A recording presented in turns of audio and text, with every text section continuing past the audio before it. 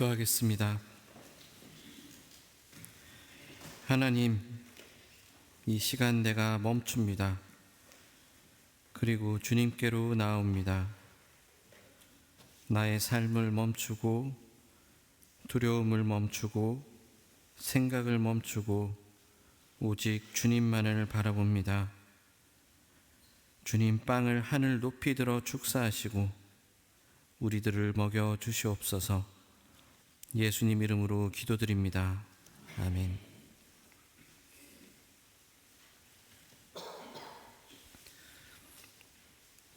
예수님의 소문을 듣고 사람들이 몰려왔습니다.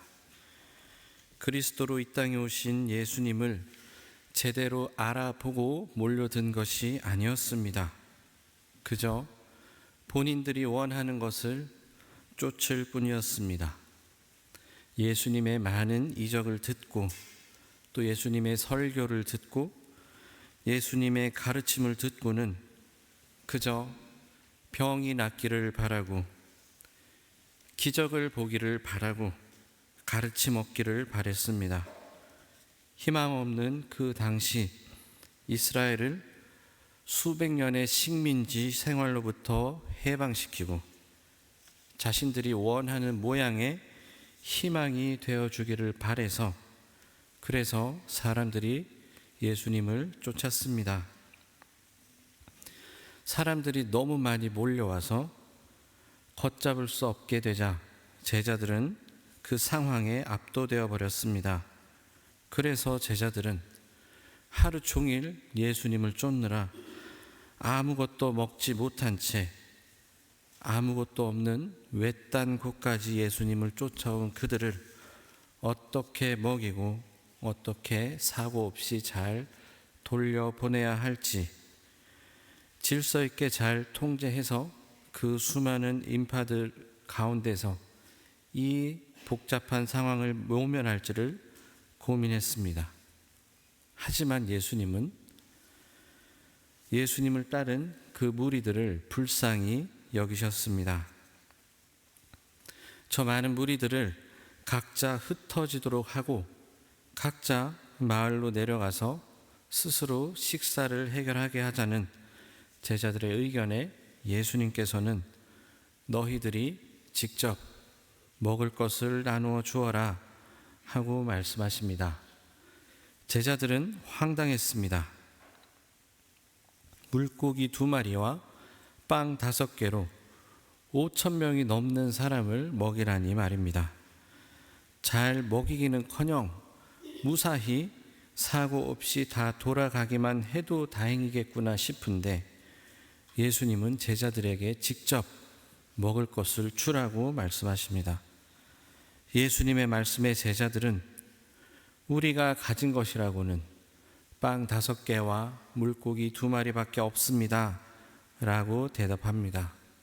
사실 그 말은 대답이라기보다는 직접 이 상황을 해결하라는 예수님의 말씀을 도무지 따를 수 없는 제자들이 입 밖으로 내뱉은 탄식이자 그들의 힘으로는 아무것도 할 수 없다는 일종의 고백과도 같았습니다.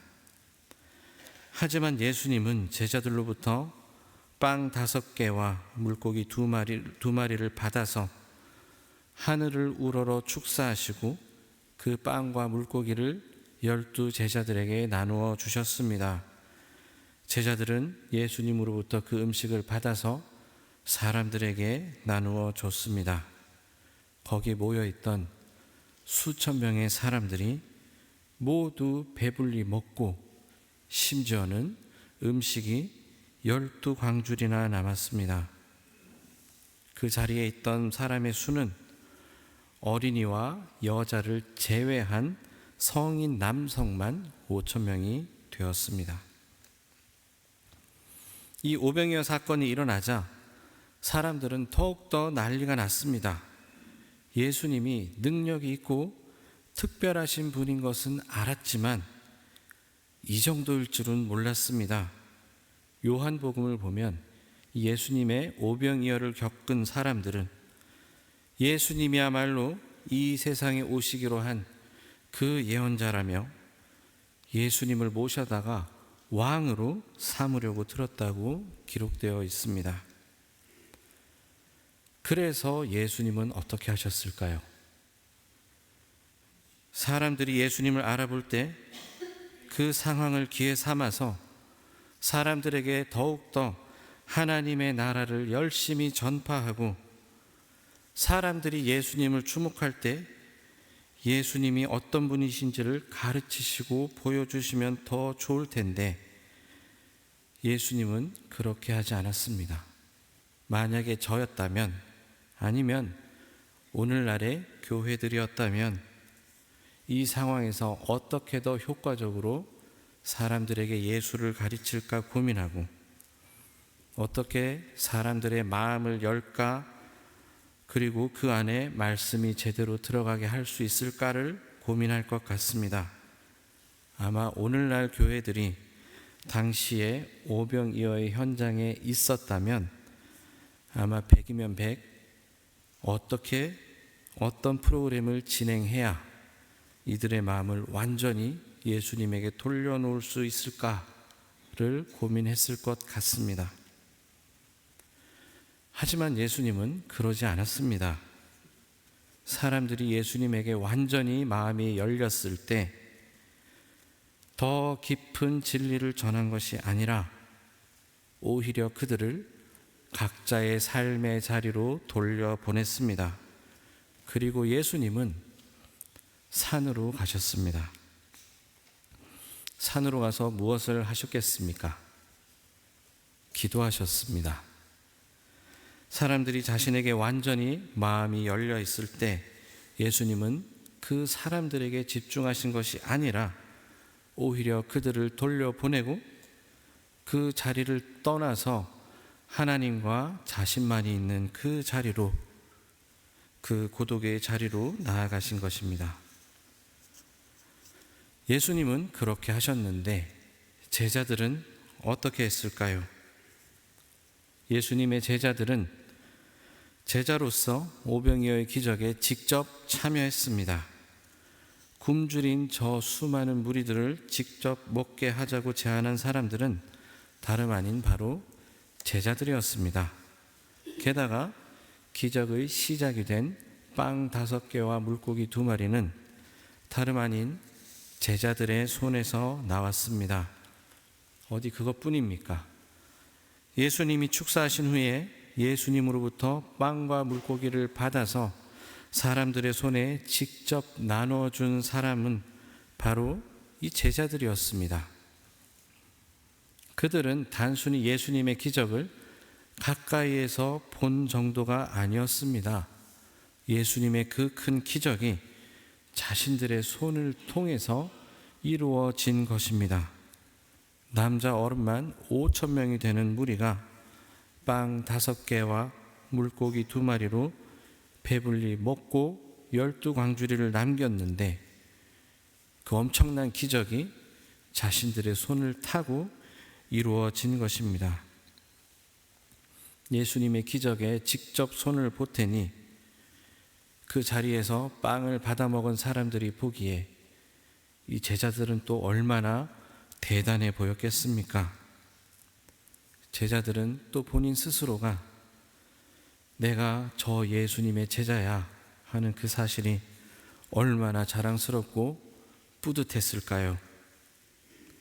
아마 오늘날 교회라면 이 제자들을 잘 훈련시켜서 간증하러 다니게 하고 선교를 보내게 하고 이런 식으로 할 것 같습니다.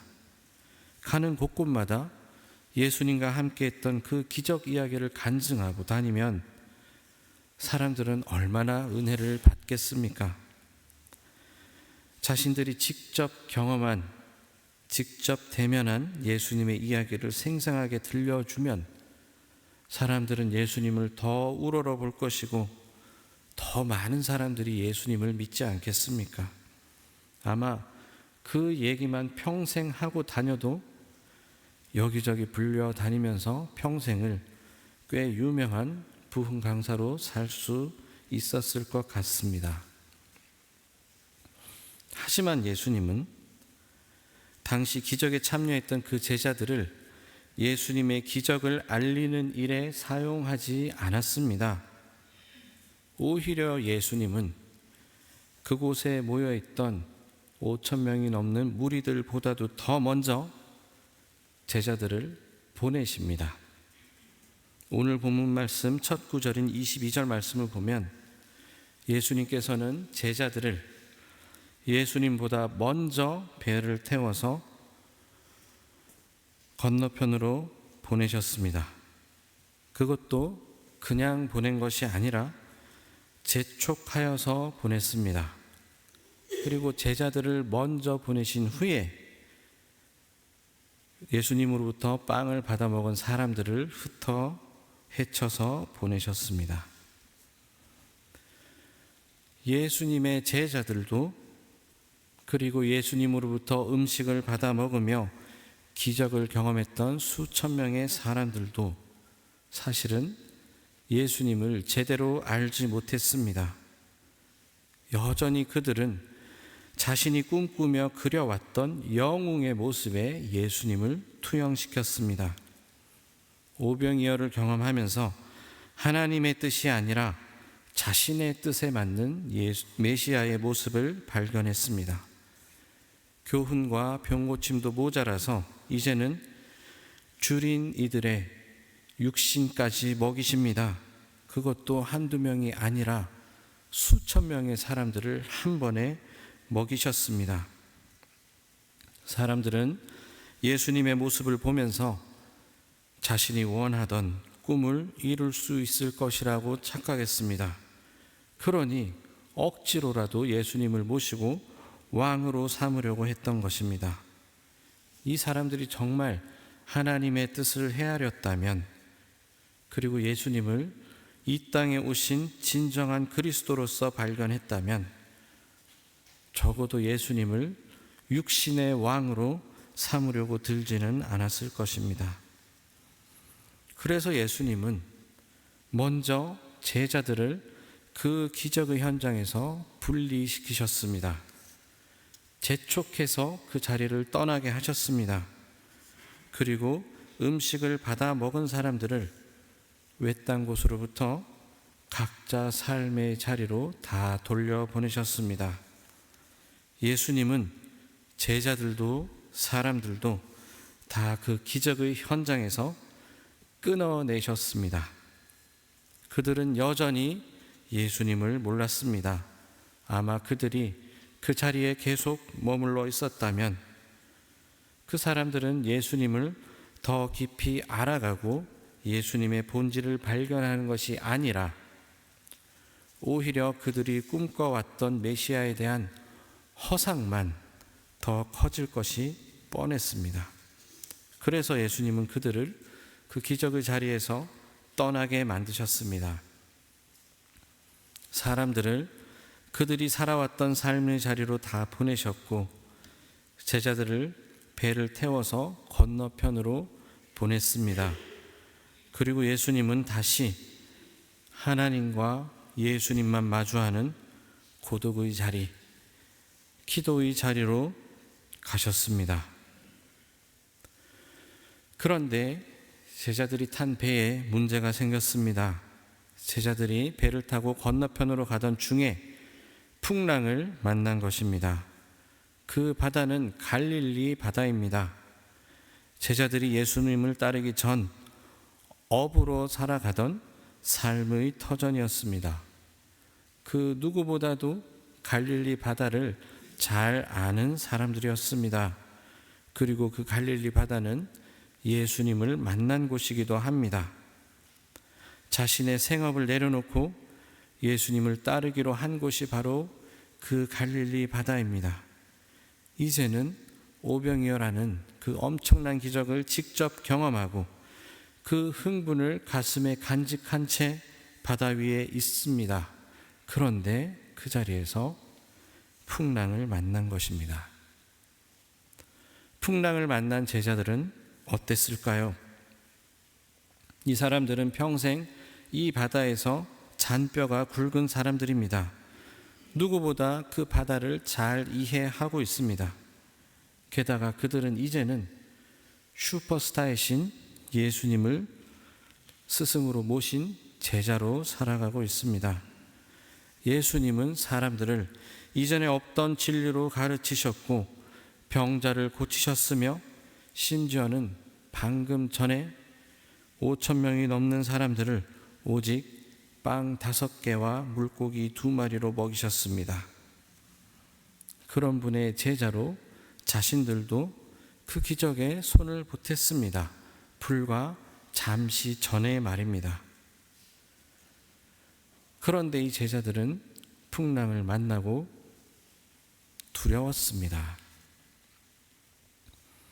그 누구보다 갈릴리 바다를 잘 알아서 그들은 그 풍랑이 얼마나 위험한지 잘 알고 있었습니다. 바다를 잘 알았기에 그들은 두려웠습니다. 그런데 정작 그들은 예수님은 누구신지 몰랐습니다. 생업을 내려놓고 예수님을 따르는 결단을 했고 예수님을 따라 열심히 헌신하며 함께했고 심지어는 오병이어의 기적에 손을 보태기까지 했습니다. 하지만 그들은 예수님은 누구신지 진정으로 몰랐습니다. 그래서 그들은 두려웠습니다. 바다를 잘 알아서 두려웠고 예수님이 누구신지 몰라서 두려웠습니다. 풍랑이 있는 밤바다 위에서 그들은 두려웠습니다.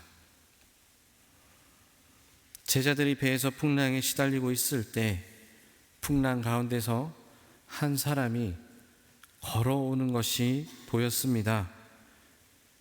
제자들은 겁에 질려서 유령이라고 소리쳤습니다. 깜깜한 밤에 이 거친 풍랑은 그들의 목숨을 위협할 만큼 거친데 그 풍랑 위로 사람이 걸어오고 있으니 그럴만합니다. 멀쩡한 날씨에 잔잔한 바다 위를 누가 걸어도 놀라서 까무러칠 일인데 밤중에 그것도 거친 풍랑이 있는 바다 위를 누가 걸어오고 있으니 놀랄만 하지 않습니까? 제자들은 물 위를 걸어오시는 예수님을 보고 겁에 질려서 소리를 질렀습니다. 패닉에 빠진 제자들에게 예수님은 말씀하십니다. 안심하여라. 나다. 두려워하지 말아라. 예수님의 말씀을 들은 제자들은 예수님을 알아봤습니다. 방금 전 오병이어의 기적을 일으키신 바로 그 예수님입니다. 그 예수님이 이제는 물 위를 걷고 있습니다. 그것도 풍랑이 이는 거친 바다 위를 걷고 계십니다. 말도 안 되는 상황이 연속으로 펼쳐집니다. 아마 오병이어의 기적이 아니었다면 제자들은 예수님을 보고도 믿지 못했을 수도 있겠다 싶습니다. 아니면 예수님을 알아보는데 조금 더 오래 걸렸을 것 같습니다. 그러나 제자들은 단번에 예수님을 알아보았습니다. 예수님을 알아보고는 베드로가 나서서 예수님에게 이렇게 말을 합니다. 주님, 주님이시라면 나더러 물 위를 걸어서 주님께로 오라고 명령하십시오. 여러분은 이 베드로의 말이 어떻게 들리십니까? 이번 주 설교를 준비하면서 제일 어려웠던 말 한마디입니다. 아니 도대체 베드로는 무슨 생각으로 이 말을 뱉었을까요? 일단은 너무 생뚱맞지 않습니까? 예수님이 오는데 예수님 구해 주십시오도 아니고 내가 물 위를 걸어서 주님께로 오라고 명령하십시오 라고 하지 않습니까? 그 의도를 파악하기가 너무 힘듭니다. 그냥 예수님께 박수를 쳐드리면서 예수님을 찬양한다거나 어서 우리 배에 올라서 이제는 자신들을 구해달라고 할 수도 있었을 텐데 뜬금없이 자신도 물 위를 걸어가게 해달라고 하니 말입니다. 베드로는 정말 저 사람이 예수님이 맞나 확인하려고 자신을 물 위로 걷게 해달라고 한 것일까요? 혹은 예수님이 너무 멋있어 보여서 자신도 한번 폼나게 물 위를 걸어보고 싶었던 것일까요? 그러기에는 너무 무모합니다.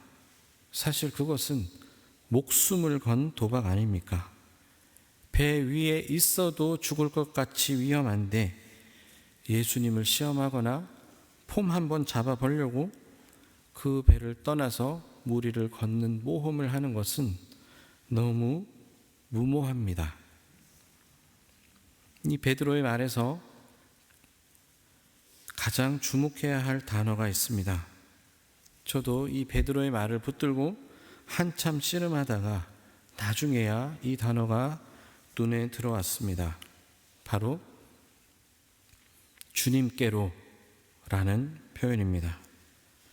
처음에 저에게는 물 위를 걸어서 라는 표현이 눈에 들어왔습니다. 베드로가 예수님에게 나도 물 위를 걷게 해주세요 라고 요청하는 것으로 이 말을 이해했습니다. 그런데 한참을 씨름하다가 그제서야 주님께로, 예수님에게로 하는 표현이 눈에 들어왔습니다. 베드로가 예수님에게 요청한 것은 나도 풍랑이 이는 물 위를 걷게 해달라는 요청이라기보다는 풍랑이 이는 가운데에 서라도 예수님에게로 가게 해달라는 요청이었습니다. 생각해 보십시오. 베드로가 제정신이라면 물 위를 걷게 해달라고 요구하지 않았을 것입니다.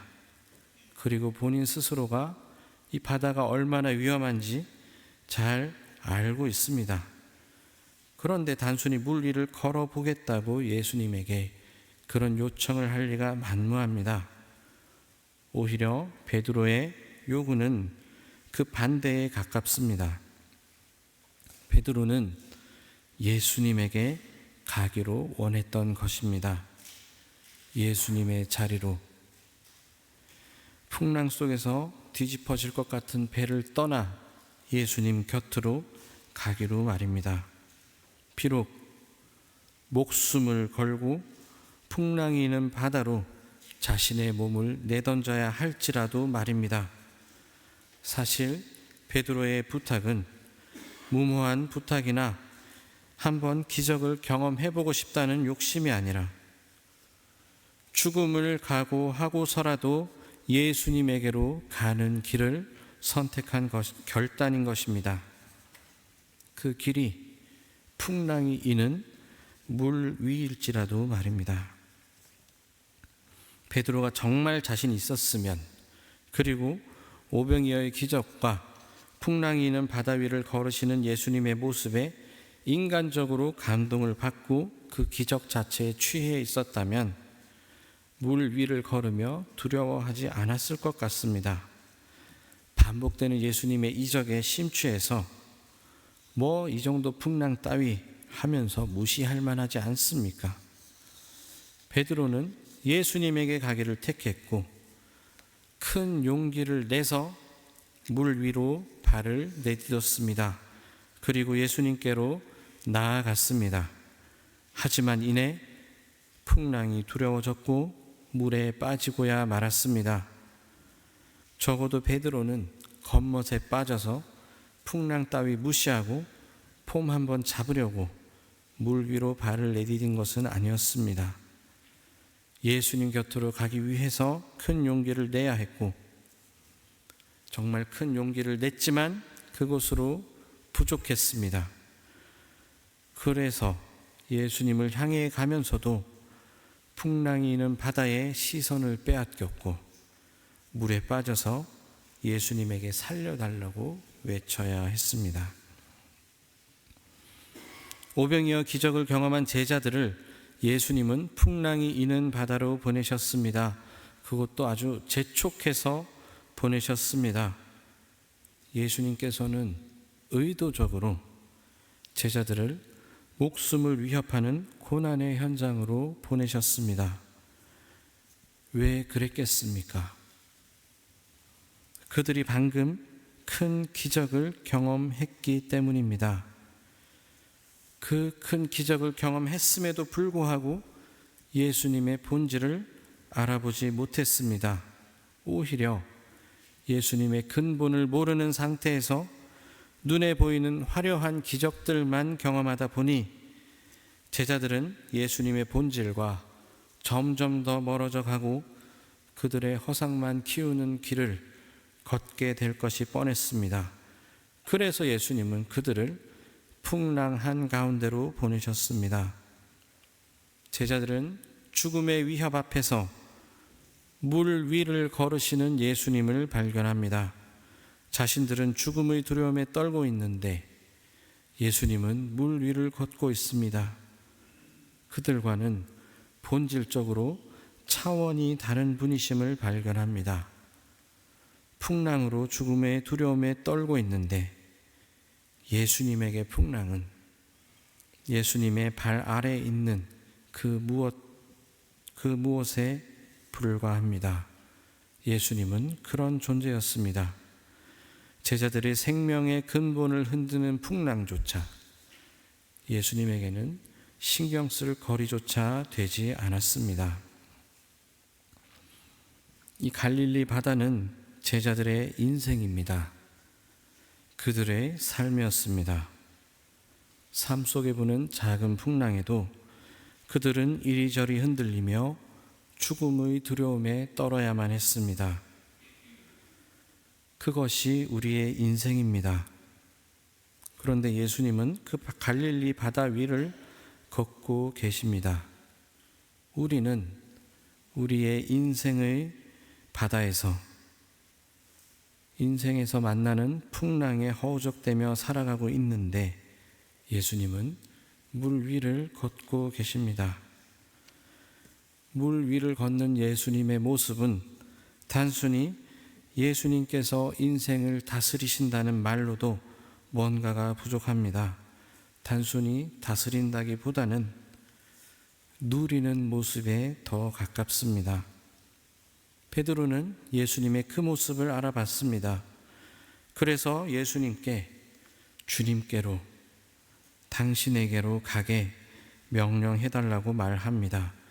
예수님께로 가는 길이 풍랑 위일지라도 말입니다. 죽음을 각오하고서라도 저 바다 위를 걷는 존재, 단순히 삶을 다스리는 것을 넘어서 누리는 그 존재로 살아가는 그 자리로 자신을 불러달라고 말한 것입니다.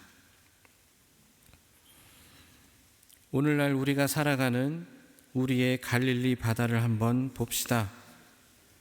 우리 모두는 각자의 갈릴리를 살아가는 사람들입니다. 우리는 우리 각자의 갈릴리 바다에서 때로는 물고기를 낚기도 하고 또 예수님을 따라서 말씀을 듣기도 합니다. 또 어떤 때에는 예수님으로부터 오병이어의 기적을 큰 은혜를 누리기도 합니다. 그리고 우리는 갈릴리 바다에서 풍랑을 만나기도 합니다. 때로는 그 풍랑이 아주 거칠어서 내 존재를 흔들고 위협할 때도 있습니다. 게다가 가끔은 정말 내 인생에서 만나는 풍랑이 마치 예수님이 나를 꼭 그 자리로 던져놓은 듯한 그런 때를 만나기도 합니다. 때로는 이해할 수 없는 고난 속에서 하나님께 울부짖으며 아파할 때도 있습니다. 그 갈릴리 바다를 예수님께서 걷고 있습니다. 풍랑이 불든 파도가 치든 아랑곳하지 않고 예수님은 그 바다 위를 걷고 있습니다. 제자들은 풍랑이 있는 그 바다 위에서 두려움에 떨고 있는 스스로를 발견합니다. 그리고 그 고난의 자리로 제자들이 나약함이 그대로 드러나는 그 자리로 예수님이 찾아오십니다. 제자들은 예수님의 참 모습을 오병이어를 통해서도 발견했지만 풍랑이 있는 바다 위에서 예수님의 존재를 더 깊이 발견합니다. 이제는 예수님이 사람들을 가르치시고 먹이시고 치유하시는 것을 넘어서 자연을 다스리시며 온 세상 위에 계신 분임을 발견합니다. 단순히 내 세상을 잘 돌봐주셔서 좀 더 나은 나의 삶을 위해서 애쓰시는 것이 아니라 세상 위에 서서 세상의 근본을 바꾸실, 아예 나와는 본질적으로 근본이 다른 차원의 분을 알아봅니다. 그 예수님을 알아보는 자리는 바로 풍랑의 자리였습니다. 그리고 제자들을 그 풍랑의 자리로 보내신 이는 다름 아닌 예수님이셨습니다. 사랑하는 성도님 여러분, 오늘 여러분들이 살아가시는 여러분들의 갈릴리 바다는 잔잔합니까? 햇볕이 잘 들고 물고기도 잘 잡혀서 먹고 살만 하십니까? 혹시 풍랑을 만나지는 않으셨습니까? 혹시 그 풍랑에 나의 존재가 흔들리는 위태로움을 겪고 계시지는 않으십니까? 풍랑이 부는 바다, 그곳에서 그 위를 걷고 있는 예수님을 발견하십시오. 그리고 그 예수님에게로 나아가십시오. 예수님께 나아가는 그 길이 풍랑 위를 걸어야 하는 길일지라도 우리 주저하지 말고 예수님을 바라봅시다. 예수님은 물 위를 걷는 분이시기 때문입니다.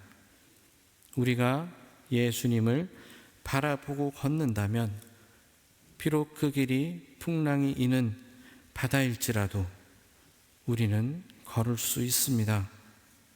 그 길을 걸으며 우리는 온 세상의 창조주이신 하나님을 발견하게 될 것입니다. 우리는 저마다 문제 없는 인생을 원합니다. 하지만 어디 그런 인생이 있습니까? 문제 없는 인생은 없습니다. 우리는 저마다 각자의 갈릴리에서 풍랑을 만나며 살아갑니다. 하지만 우리 명심합시다. 예수님은 풍랑 위에 서 계십니다. 그리고 그 폭풍의 자리에서 제자들이 예수님을 알아보았습니다. 예수님이 제자들을 그 풍랑의 자리로 보내셨고 그리고 그 자리로 직접 찾아오셨습니다. 제자들과 사람들은 오병이어라는 그 기적의 자리에서는 예수님을 오해했지만 풍랑의 자리에서 예수님을 알아보았습니다. 여러분들이 서 계시는 그 자리는, 지금 서 계시는 그 자리는 과연 어떤 자리입니까?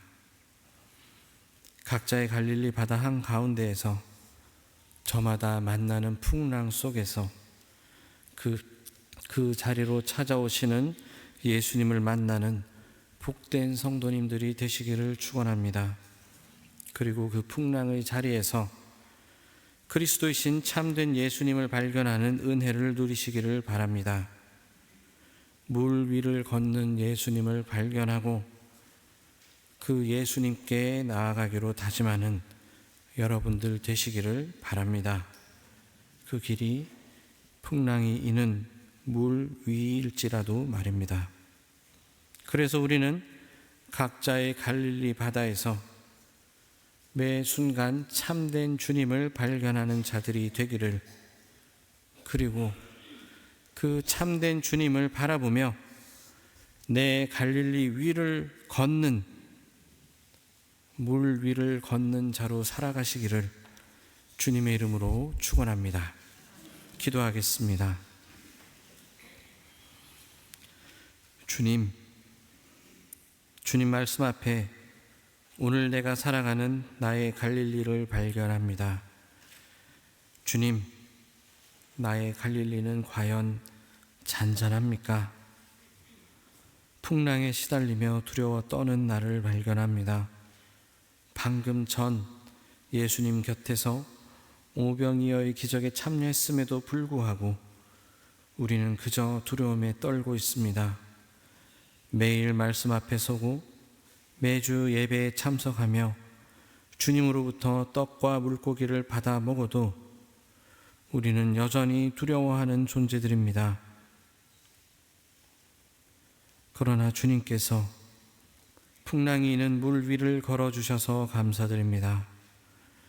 그 풍랑 사이를 헤집고 내 배가 떠 있는 곳으로 와주셔서 감사드립니다. 그 풍랑 위를 걸어서 나에게 오셔서 안심하여라, 두려워하지 말아라 말씀해 주셔서 감사드립니다. 그리고 우리를 그 풍랑이 있는 물 위에 든든히 서 계신 예수님의 곁으로 초대해 주셔서 감사드립니다.